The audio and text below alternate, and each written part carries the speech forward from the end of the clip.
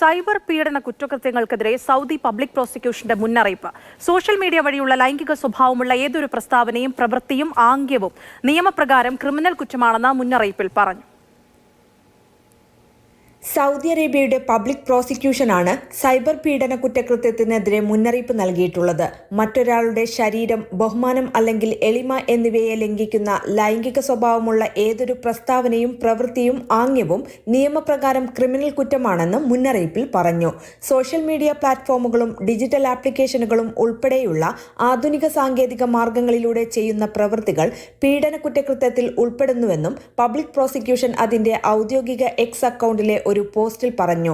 നിയന്ത്രണങ്ങൾ പാലിക്കേണ്ടതിന്റെയും സാമൂഹിക മൂല്യങ്ങളെ ബഹുമാനിക്കേണ്ടതിന്റെയും ആവശ്യകത ഊന്നി പറഞ്ഞിട്ടുണ്ട്.